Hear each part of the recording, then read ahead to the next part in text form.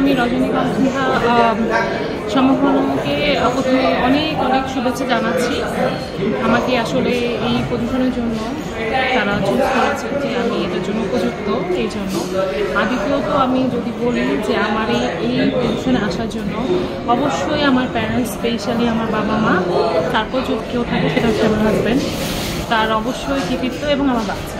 কারণ আমার মনে হচ্ছে আমি আসলে মানুষ বেবি হয়ে গেলে আসলে ক্যারিয়ারটা স্টপ করে দেয়। এই ধরনের মেয়েদের এই ধরনের কথা শোনা যায়, কিন্তু আসলে আমার ক্ষেত্রে সেটা না। আমি বলবো যে আমার এক একটা বাচ্চা হয়েছে আমার এক একটা ডিগ্রি নিয়ে, প্রত্যেকটা বাচ্চার পর আমি এক একটা ডিগ্রি পেয়েছি। সো আমার কাছে অবশ্যই they are lucky child for me.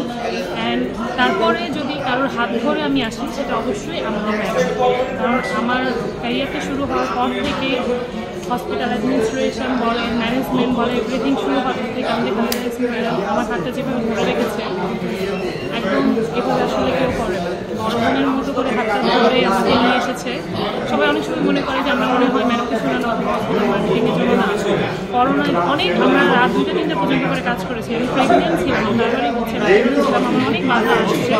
তারপর আমি বলেছি না, আমার মরতে হলে বাসায় মরবো, বাকি আমার পেটের বাচ্চাটাকে আমি আল্লাহর হাতে ছেড়ে দিয়েছিলাম। আমার managing director, managing director Khaleda Yasmin madam, এবং সেই বলেছে তুমি পারবা, তুমি পারবা, তুমি পারবা, করতে থাকো, পারবা না, চেষ্টা করো। তো আসলে সত্যি কথা বলতে ফ্যামিলি সাপোর্ট থেকে যে বাইরের মানুষ হয়েও একটা নিজের ভগবানের মতো করে এত সহায়তা করেছে, আসলে আমার বলতে গেলেই আছে। আমি আসলে আজকে আমার বাবা মাকেও খুব মিস করছি, আমার হাজব্যান্ডকেও খুব মিস করছি। তারা আমার পিছনে এইভাবে আছে, এইভাবে আসলে হয় না। I am so lucky for that. এবং আমি দ্বিতীয়ত যদি বলি আমার ম্যাডাম স্পেশাল ডিসকাউন্ট শুধু রজনীগন্ধা না, সবার জন্যই আমার ম্যাডাম ডিসকাউন্ট করে। আমাদের টার্গেটই থাকে যে রোগী সেবা পায়, আর কিছু না।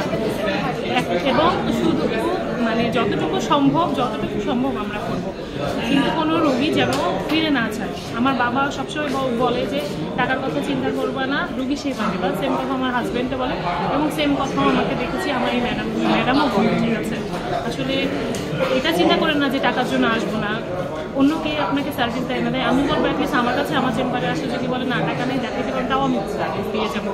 এটা আমি কথা দিয়ে যাচ্ছি।